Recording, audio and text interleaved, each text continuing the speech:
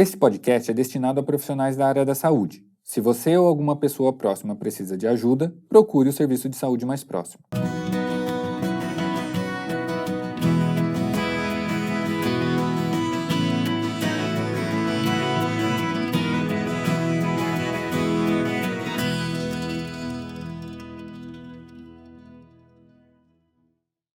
Bom dia, boa tarde, boa noite. Eu não sei que hora você está ouvindo ou vendo a gente, mas seja muito bem-vindo ao podcast Geo2Go, um espaço feito para as nossas divergências finalmente poderem convergir.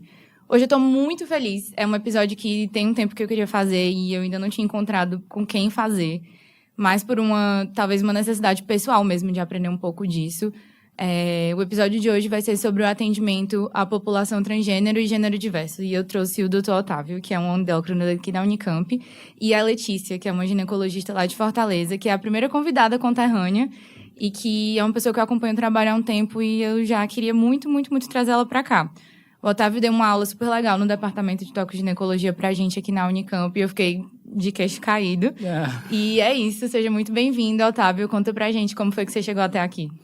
Alice, muito obrigado pelo convite. Fico muito feliz mesmo de estar aqui ocupando esse espaço, que eu sempre falo, né? Até te falei, esse espaço deveria estar sendo ocupado por uma pessoa transgênero quando a gente vai falar sobre isso. Mas eu acho que eu estar aqui é justamente um passinho naquele sentido da gente conseguir que essas pessoas ocupem cada vez mais esse tipo de lugar, né? Que ele ainda é muito limitado. E, bom, eu vim parar aqui através da aula mesmo, como você falou, né? Que a gente se conheceu lá.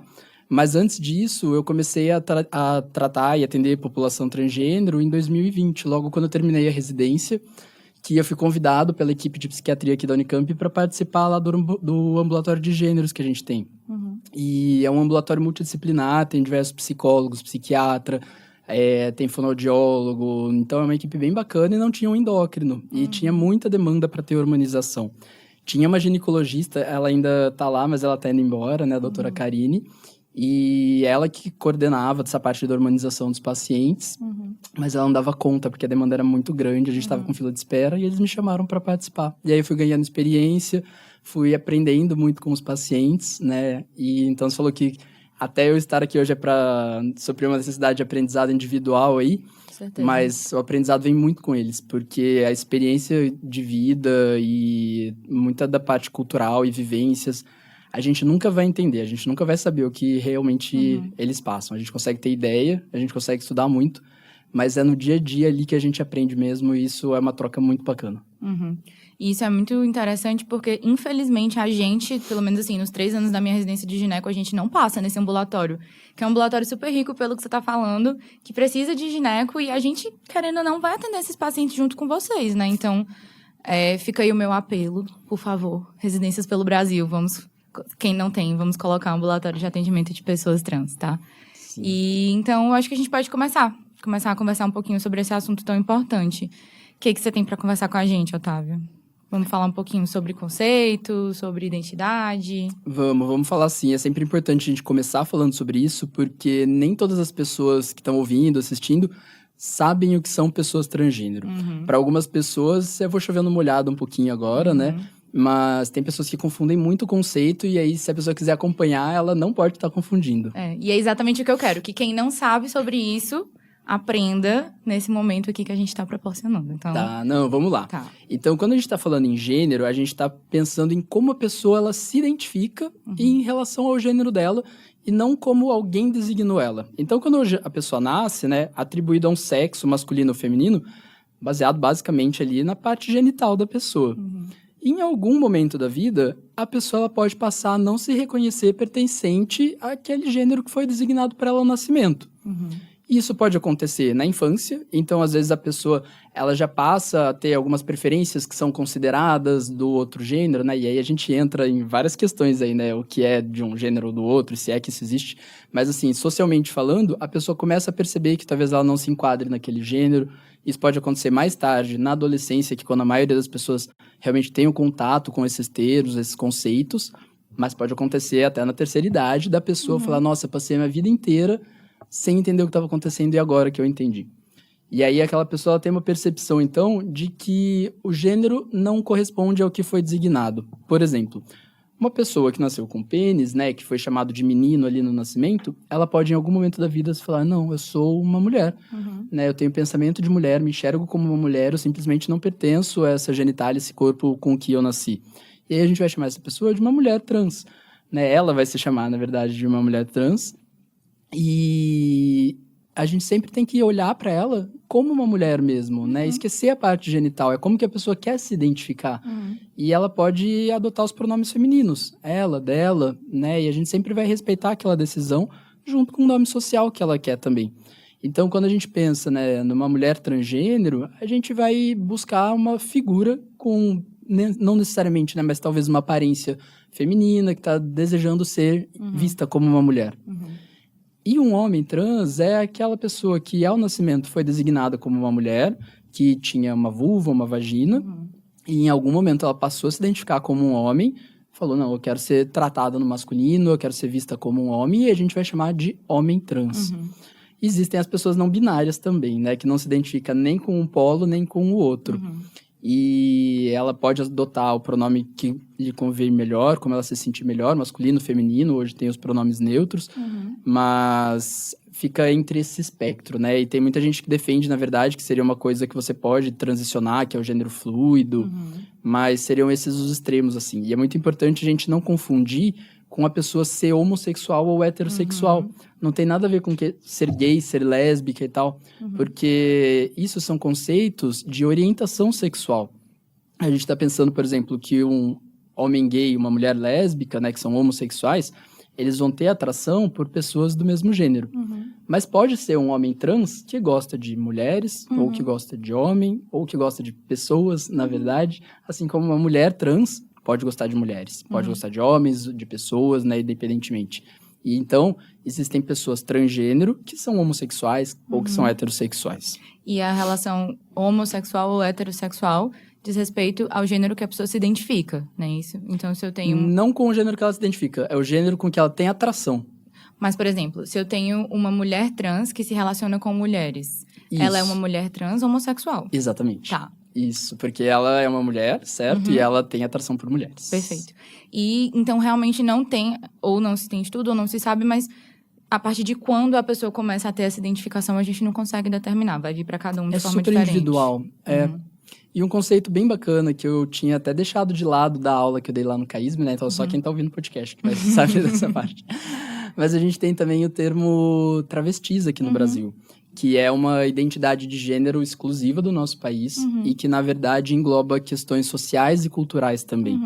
Então, além de mulheres trans, a gente tem uma parcela da população que se identifica como travesti. E isso vai envolver questões de identificação com cultura, com sociedade, e que a gente não tem em outros países do mundo, tá?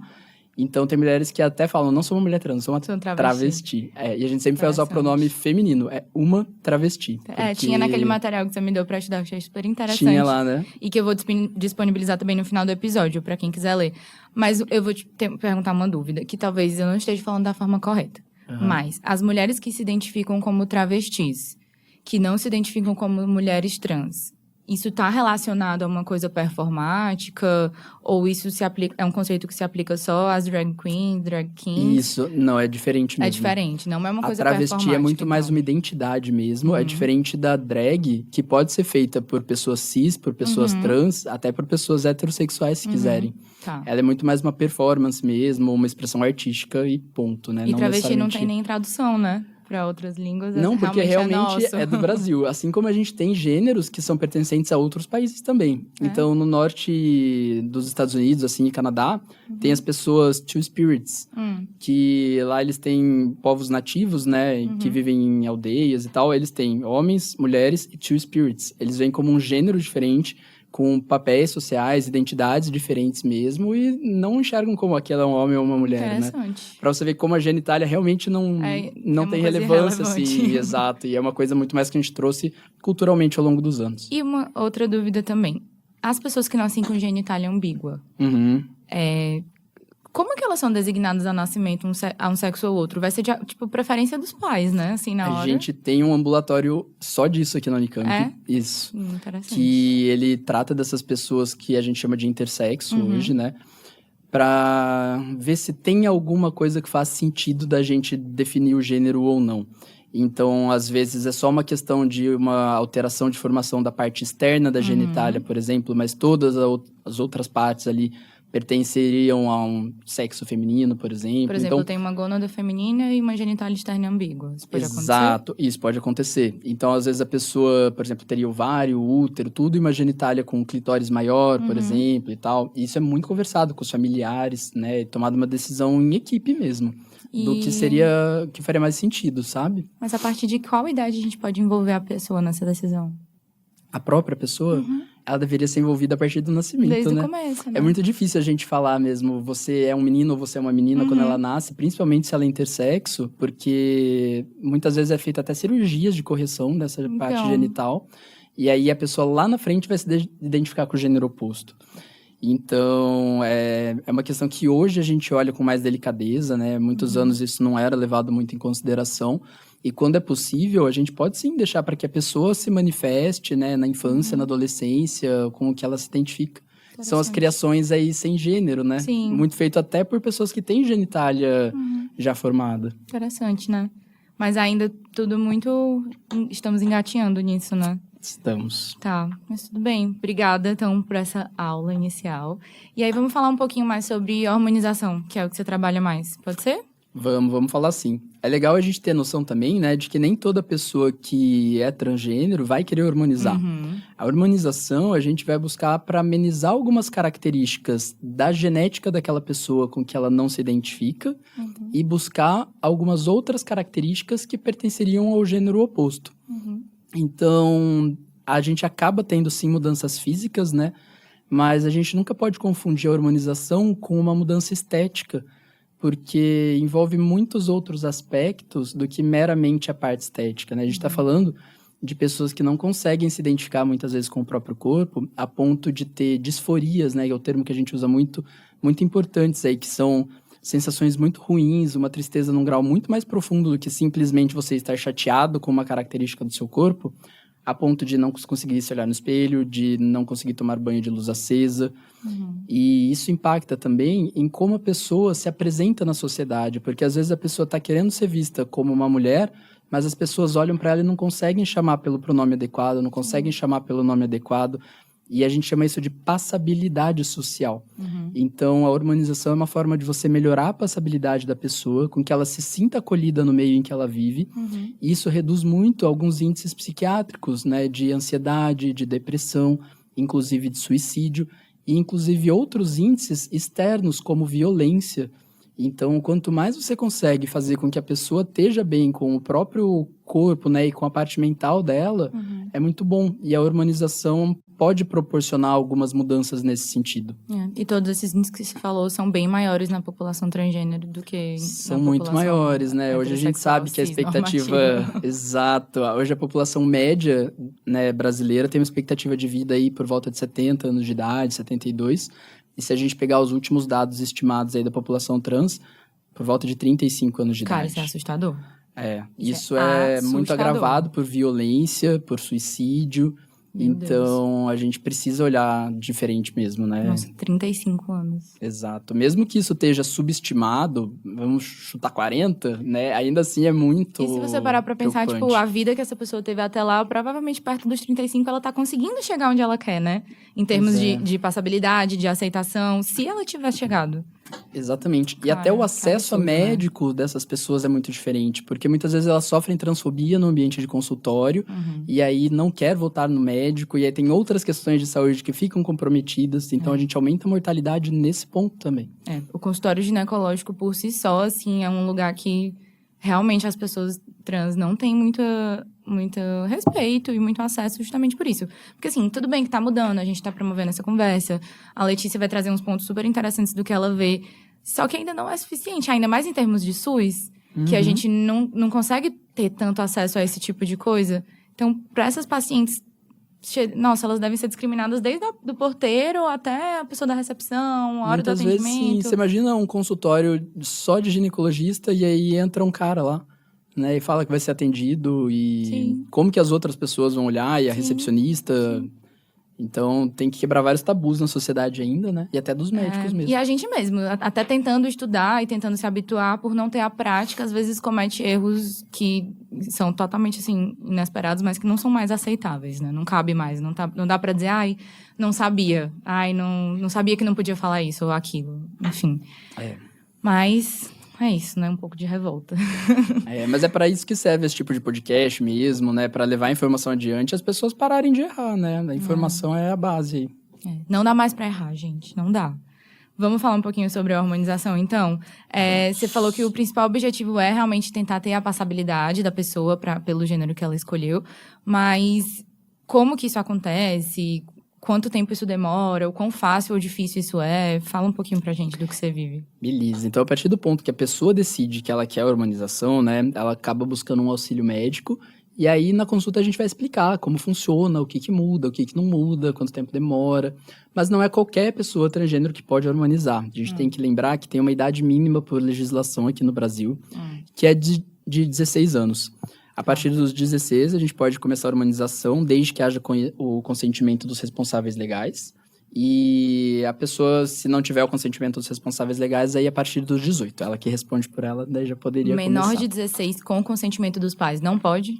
A gente não pode fazer hormonização. Tá. O que pode ser feito aqui no Brasil é o bloqueio puberal, mas é só em ambientes acadêmicos, né, dentro de centros universitários, em protocolos de pesquisa, que é uma medicação já utilizada há muitos anos para pessoas cis. Bloqueio de puberdade acontece, né?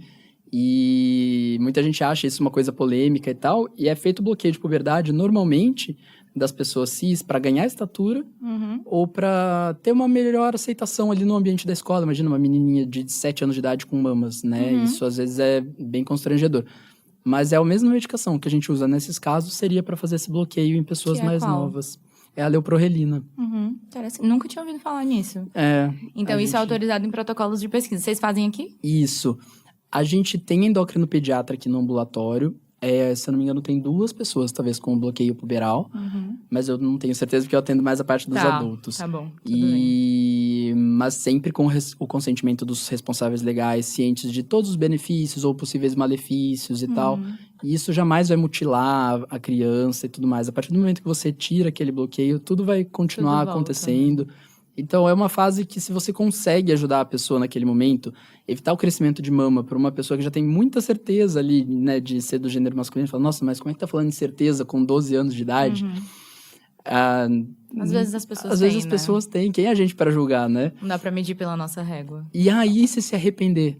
As pessoas se arrependem o tempo todo de tanta várias coisa. coisas. Exato. Então, é muito... É muito não pensar no próximo e querer tomar decisões pelos outros, né? E não são mudanças irreversíveis, né? Como você tá falando. Então, Do exceto bloqueio as puberal, não. cirúrgicas, né? O máximo que isso pode proporcionar é alguma perda de estatura final, ou alguma coisa Tá. assim. Talvez um prejuízo de massa óssea, que a gente também não tem certeza. Tá. Mas é uma coisa que é feito bem dentro de protocolos mesmo. Tá. E só mais uma dúvida. Você sabe se essa regra dos 16 anos com consentimento dos responsáveis se aplica também para cirurgias de redesignação? A partir dos 21 anos. 21. 21. Independente de autorização, nada. Exatamente, 21 anos. E a cirurgia é outro ponto também, né? Não é todo mundo que quer fazer. Exato. Então, lembrando que a parte genital não tem nada a ver com o gênero da pessoa, né? Se a pessoa tá bem com a genitália dela, segue a vida. Tá bom. Então, vamos lá. Fala pra gente um pouquinho mais sobre os critérios para começar, o que você usa para selecionar os pacientes, que tipo de hormonização que vai fazer. Então, a partir do momento que a pessoa tem a idade adequada, né? É sempre legal que ela tenha também o acompanhamento de um profissional de saúde mental que seja bem treinado nessa parte da hormonização também. Porque a hormonização vai mexer muito com o aspecto emocional para algumas pessoas. E a oscilação dos hormônios mesmo, né? Pode mudar muito o humor. Se a pessoa tem um quadro que tá depressivo ou de ansiedade e tal, isso pode desencadear algumas crises. Então, é bom que a pessoa tenha esse acompanhamento, até para ela ter a tomada de decisão por si só, né? A gente não ter nenhum viés de que a pessoa talvez esteja numa crise de alguma questão psiquiátrica e tal. Então, é legal que ela tenha.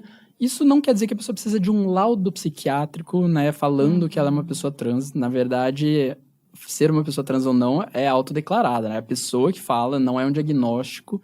Então, é mais para ter um acompanhamento mesmo. E laudo remete muito à doença, né? Exatamente. Que é uma coisa que no DSM-11 já não graças a Deus, já não está Já mais não tem mais inclusa lá. a transexualidade como doença. Exatamente.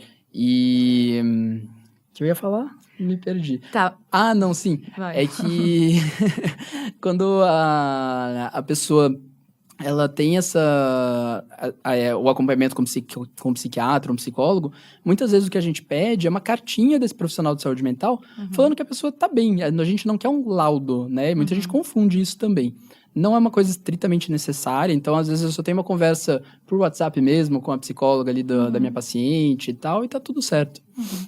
E aí, a partir do momento que a gente sabe que a pessoa tá bem acompanhada já, a gente tem que orientar algumas coisas aí, né? Primeiro, checar qual que é o histórico daquela pessoa, se ela tem comorbidade, se ela tem algum problema de saúde.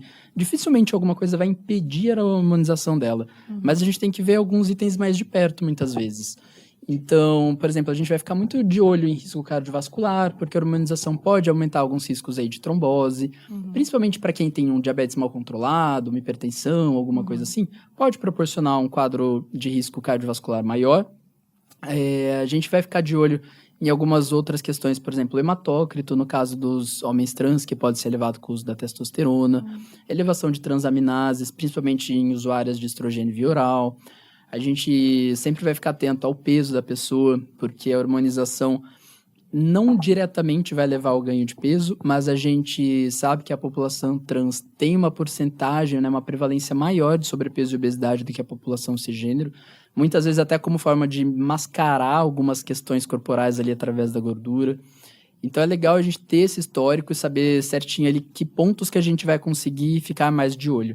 Se a pessoa é sedentária, a gente vai sempre estimular a prática de exercício físico, tanto porque pela questão do peso, né? Mas também pelo risco reduzido aí de doença cardiovascular e trombose. Se a pessoa tem um tabagismo mais ativo, tentar reduzir a carga ou até parar de fumar.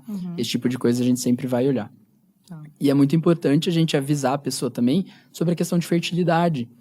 Então, muita gente esquece, né? Por exemplo, tem homens trans que ficam sem menstruar, que acham que não vão engravidar, e muitas vezes isso pode acontecer. Mas mais importante do que isso é a chance de não engravidar, que também está presente. Principalmente nas mulheres trans, porque quanto mais a gente vai hormonizando, mais o testículo vai atrofiando ao longo da hormonização, e isso pode levar a uma infertilidade depois. Então, é legal que a pessoa saiba que se ela puder e quiser congelar gametas antes de começar a hormonização, é legal, porque daí você tem um banco lá de espermatozoide e aquilo ali tá guardado para o caso um dia você queira filhos biológicos. Tem gente que já chega bem decidido, que não quer e tudo bem, segue, mas é uma conversa sempre importante. E não supor nada, né? Principalmente para homens trans. Não supor que por ser um homem trans não vai querer gestar. Exatamente. Às vezes tem. Inclusive, a gente está tendo agora no CAISM pré-natal de 2 homens trans. Infelizmente, um deles foi vítima de violência, mas decidiu continuar com a gestação. Mas não é uma coisa que a gente dá pra gente ficar fazendo suposições, né? Tem que apartar para todo mundo. E mesmo se o homem não quiser gestar o homem trans, mas, por exemplo, ele pode doar óvulos, né? Ou uma mulher trans pode doar o espermatozoide, e aí é bom que ele esteja congelado. Porque senão a gente tem que parar a hormonização, esperar toda a gônada da pessoa retomar a produção endógena, isso vai mudar novamente o corpo da pessoa. E nem sempre vai ter espermatozoide viável, né? Sim, com certeza. Verdade, muito importante. E eu lembro que você falou um pouco na sua aula, e eu queria que você comentasse aqui no podcast, de mais ou menos a cronologia das mudanças que vão surgindo nas pessoas a partir do momento que elas começam a harmonização, tanto para homens trans quanto para as mulheres trans. Porque eu imagino que deve chegar com expectativa de assim, começou mês que vem eu vou estar totalmente diferente, né? Exatamente, né? E às vezes a gente vê algumas pessoas famosas que dão uma sumidinha da mídia e de repente volta com outro corpo, outro tudo, e aí a pessoa, na verdade, passou por 1000 cirurgias e não foi exatamente a hormonização que fez aquilo. Sim.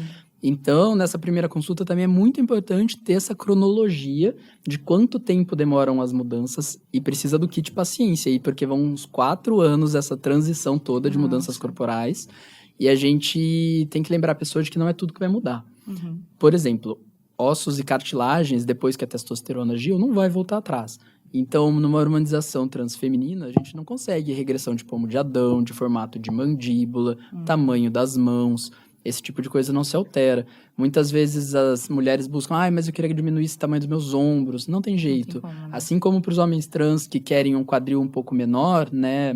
Depois que o estrogênio agiu ali aumentando o tamanho da bacia, a gente não consegue reverter também. Mas tem uma questão aí da redistribuição de gordura, né? Então, para quem está usando a testosterona, a gordura diminui um pouco da região dos quadris e vai um pouco mais para a região do abdômen. Mas então, falar para a pessoa o que muda, o que não muda é muito importante. Por exemplo, a voz também, depois que a testosterona agiu, não tem como a gente afinar a voz com hormônios. Através de fono a gente consegue. E é um resultado muito bacana, tem umas fonos muito boas que trabalham com isso. Interessante. E a gente consegue mudanças bem legais quando a pessoa está incomodada com a voz. E a voz é uma questão de passabilidade muito grande. Com certeza. Com certeza. Se você tem uma pessoa famosa aí agora que passou por toda a transição, né? Não sei se convém citar nomes, mas ela ficou muda, né? Ela não está falando enquanto ela não fizer essa questão de transição de voz. Então ela só aparece em imagens e tal, e tem vídeos dela só gesticulando, porque para ela é uma disforia muito grande. Sim. Você olha para ela, você enxerga uma mulher, mas é ela falar que acaba com a passabilidade. Então ela optou por não falar enquanto ela não fazer todo esse processo de fono. E tem cirurgia também, que muda a voz. Cirurgia pra mudar a voz? Tem cirurgia para mudar a voz. E tem a da retirada do pomo de Adão também? Tem, as duas, exatamente. Interessante. Bom, daí a gente vai pensando nessa cronologia das mudanças, né? Vamos falar primeiro uma vez de cada um, assim, né? Então, vamos pensar nas mulheres trans. Que, lembrando, pessoal, aí são as pessoas que nasceram, foram designadas como homens, né? E aí a pessoa se enxergou como uma mulher e vai passar a usar a terapia com estrogênio e um bloqueador de testosterona. Então, as mudanças que acontecem primeiro, assim, nesses casos, são, primeiro, uma mudança um pouco do aspecto da pele, que passa a ficar um pouco menos oleosa. Para quem tem problemas com acne, dá uma reduzida legal também. A questão de libido pode ser afetada aí nos primeiros meses. Não como uma redução da libido, mas às vezes uma mudança, né? Então, a pessoa vai passar por um momento ali de, talvez, descobertas. E logo nos primeiros meses, a gente começa a ter o crescimento dos brotos mamários também. E as mamas começam a se desenvolver, muito parecido com os estadiamentos que a gente usa para puberdade mesmo, né? Tanner. De Tanner, classificando de M1 a M4 aí, né? M5 até nos casos de lactação. A gente consegue chegar até M5? Se a pessoa for amamentar, talvez. O que a gente não consegue tanto é prometer volume de mamas. Sim. Porque tem questões genéticas, né? Tem glândulas que elas só são estimuladas de acordo ali na faixa etária da puberdade mesmo. Então, nem sempre a gente vai conseguir buscar o formato que a pessoa está querendo, mas existem cirurgias que podem proporcionar algum resultado mais legal e para quem busca isso. Então, daí as outras mudanças, elas são um pouquinho mais demoradas, né, em relação às mudanças aí femininas. Tem essa questão de redistribuição da gordura, que a gordura vai parar um pouquinho mais no quadril, principalmente para quem tem um IMC maior. Se a pessoa é muito magrinha, talvez ela não note diferença nenhuma nisso, né? E os pelos é uma coisa que demora para ir embora. A partir do primeiro ano que a pessoa vai começar a notar uma real diferença ali, que estão ficando um pouquinho mais finos, crescendo mais lentamente, principalmente em região de rosto, né, a barba. Então, muitas acabam optando por fazer o laser antes. E tem um bom resultado com laser. Sim, eu até recomendo que a pessoa comece o laser o quanto antes mesmo, enquanto os pelos eles são mais grossos, né, e mais escuros, porque o resultado do laser fica maior, fica melhor. Então, e já vai ser uma coisa demorada ali com a hormonização e muitas vezes nem resolve. Então, se a pessoa tem esse incômodo, aí vale a pena o laser. E pensando nas mudanças de um homem trans, né, elas também são graduais. O que a gente nota logo no começo é a mudança da voz, que já pode começar a engrossar no primeiro, segundo mês. Engraçado, né?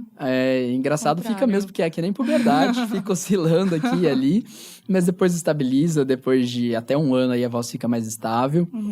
E o clitóris, ele começa a aumentar de volume também, é uma coisa irreversível, né, tanto a mudança da voz quanto o tamanho do clitóris. E a gente começa a ter ganho de massa muscular, principalmente para quem faz exercício físico, aí isso fica mais visível depois de uns 6 meses, mais ou menos. Tem a parte de redistribuição de gordura, né, com um acúmulo de gordura um pouquinho mais para o abdômen do que para os quadris. Para quem tem predisposição genética para calvície, começa a aparecer as entradas, mas isso principalmente depois de um ano ali, as entradas no cabelo, aqui atrás, assim, podem começar a aparecer. E a acne, né, isso logo nos primeiros meses é muito comum também, a questão de aparecer acne e pele mais oleosa. A menorreia a gente costuma encontrar até os 6 primeiros meses. 95% aí dos homens trans entram em amenorreia em até 6 meses.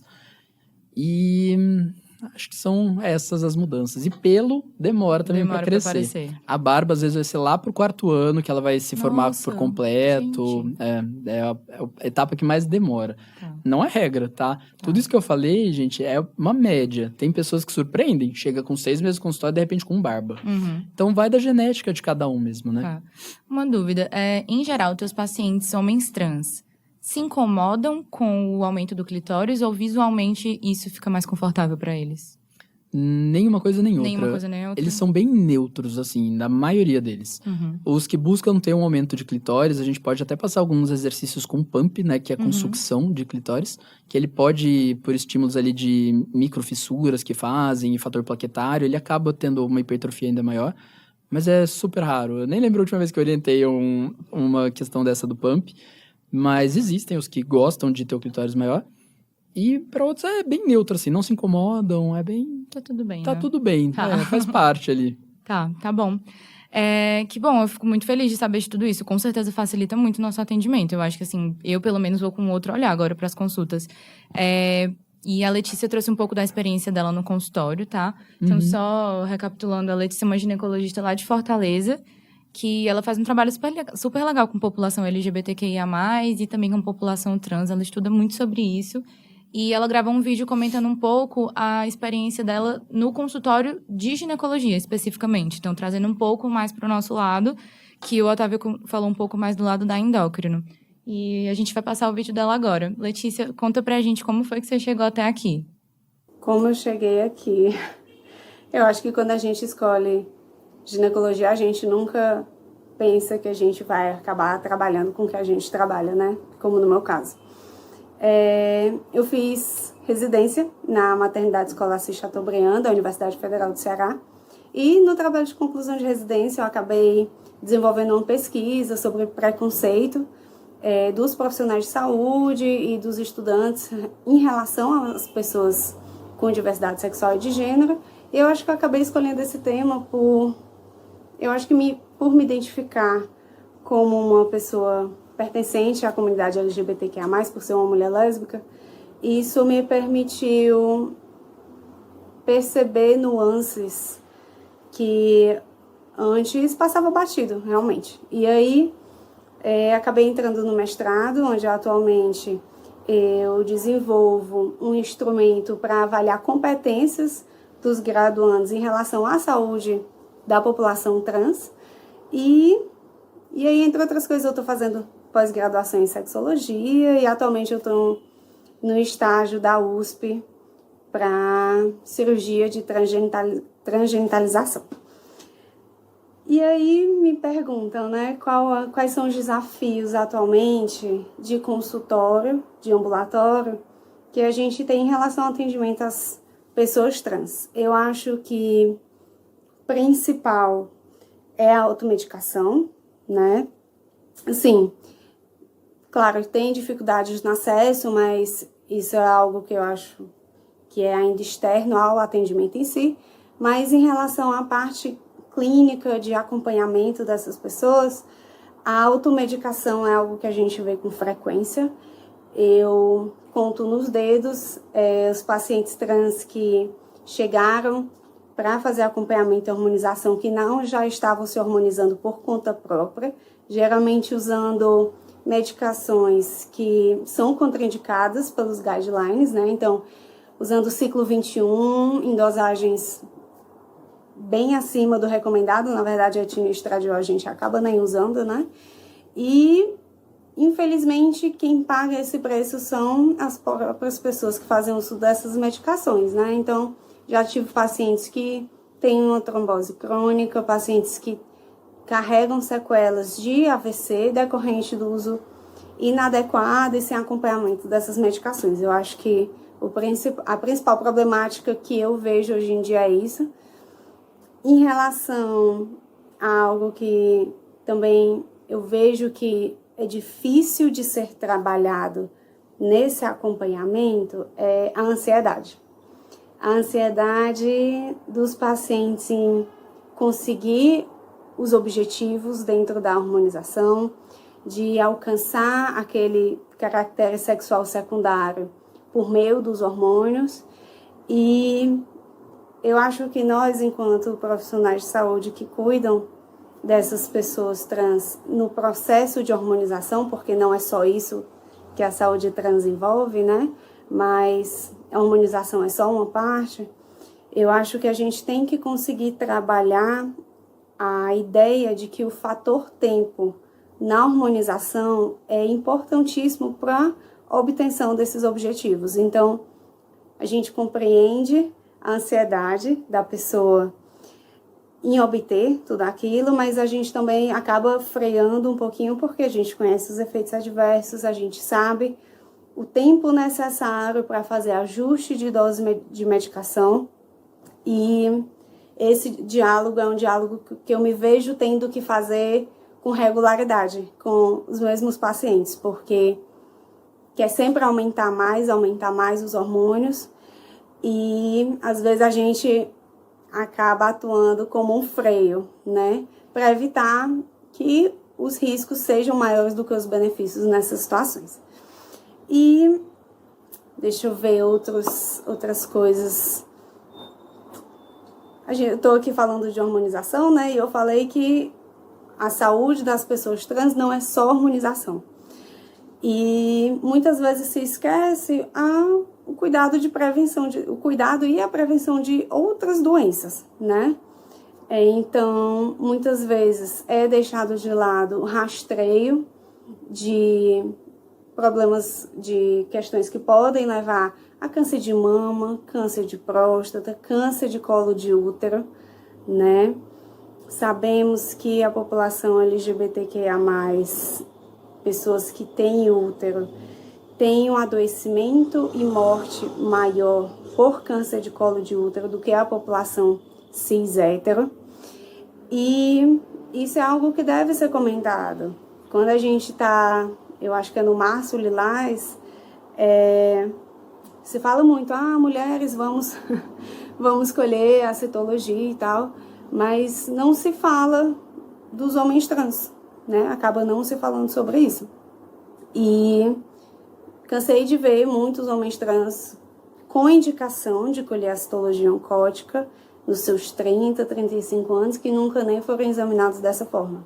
Seja por recusa do profissional de saúde, seja por desconhecimento da necessidade ou medo de sofrer algum tipo de violência que é compreensível. Mas um ponto que deve ser explorado, e eu acho que acaba ficando um pouco mais para a parte da ginecologista, é o planejamento reprodutivo. Antes de ser iniciada a hormonização, se for possível, né, a gente ter essa janela de oportunidade de ter uma conversa honesta sobre planejamento reprodutivo e preservação da fertilidade antes de iniciar a hormonização é super importante. Mas, infelizmente, como eu disse, a maioria das pessoas já chegam em uso de algum hormônio e a gente não sabe atualmente os efeitos dessas medicações a longo prazo na fertilidade, né? Tanto que sempre no termo de consentimento livre e esclarecido vai haver um ponto que vai tocar essa temática. E o planejamento reprodutivo ele não envolve só planejar quando engravidar, mas também envolve se planejar para não engravidar, para aqueles que não têm esse desejo, né? Então, a contracepção, ela é algo que deve ser discutido. Muitas vezes as pessoas pensam que, por exemplo, um homem trans que está usando testosterona e não está sangrando todo mês, se pensa que ele não ovula e não tem risco de engravidar, mas na verdade não.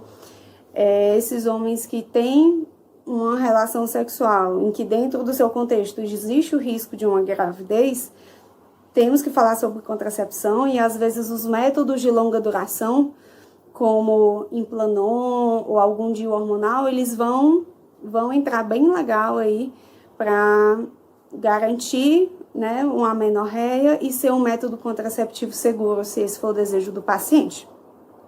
Em relação também a atendimento ginecológico, né, mais específico agora para as mulheres trans ou pessoas não binárias que tenham realizado a cirurgia de neovagina, É necessário acompanhamento ginecológico, né? Não é porque essas pessoas não têm um colo do útero que elas não precisam ter um acompanhamento ginecológico, mas as pessoas que têm neovagina, elas vão precisar de cuidados específicos em relação ao pós-operatório e cuidados contínuos ao longo da vida também.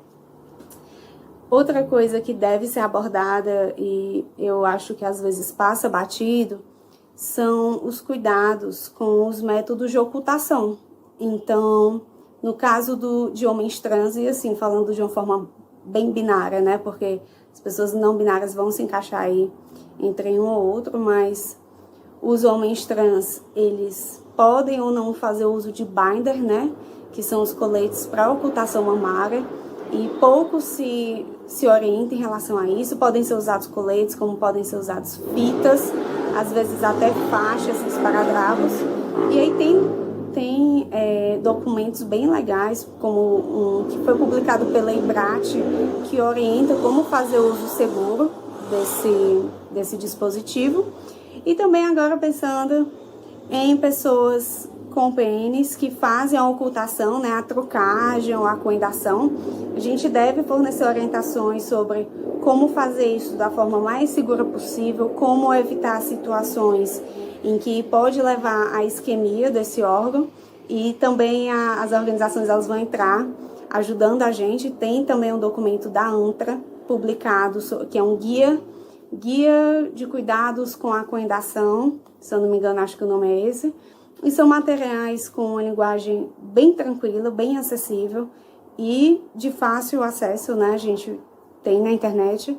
E eu acho que é um material que é pouco explorado ainda e pouco distribuído para essa população. Eu acho que atualmente os principais desafios são esses. Isso quando a gente olha sobre uma perspectiva apenas o que já está dentro do consultório, porque o que foge disso são outras problemáticas e outras questões que a gente precisa ainda debater, tirar o tabu em cima da temática, tirar essa ideia de que os cuidados com pessoas com diversidade sexual e de gênero é ideologia de gênero, e a população LGBTQIA+, ela adoece mais e morre mais do que a população cis heterossexual, e é nosso dever como profissionais de saúde lutar contra esses indicadores, né? Não é só por eu ser uma pessoa LGBT que eu deveria me sensibilizar por essas questões, mas todos os profissionais.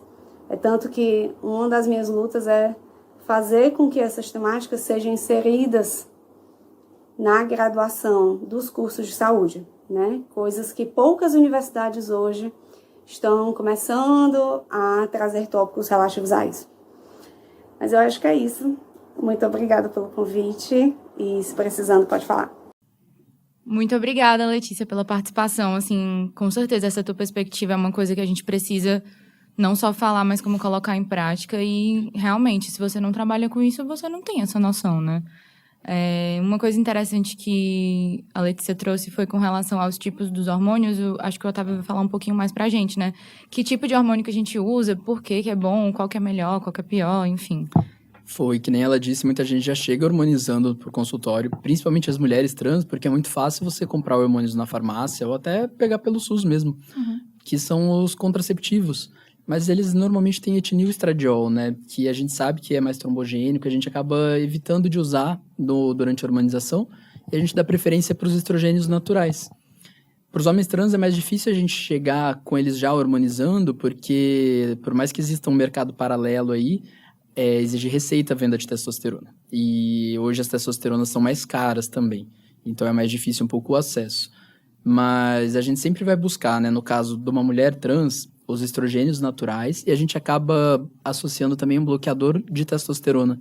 Que aqui no Brasil a gente tem a espironolactona, né? Que é a partir de 100 mg por dia que começa a ter um efeito mais antiandrogênico. Ou a gente pode usar a ciproterona também. O problema é que a ciproterona aqui a gente só tem comprimidos de 50. E a gente sabe hoje que com 10 mg já seria o suficiente para a gente fazer esse bloqueio. Então, para minimizar efeitos colaterais, a gente acaba partindo o comprimido em 4 na prescrição. Nossa. E a pessoa toma 1 quarto de comprimido por dia só. Gente, vai perder tudo. Vai derrubar. Normalmente eu falo para comprar aquela guilhotininha de comprimido, sabe? Boa. Que vende nas farmácias. E aí fica mais fácil ali de partir o comprimido. Tá. E é bom porque por ser uma medicação um pouco mais cara, cara, a ciproterona, né? A gente falando aí em nível de SUS, acaba durando mais tempo a cartelinha demais, também né? e fica um pouco mais acessível.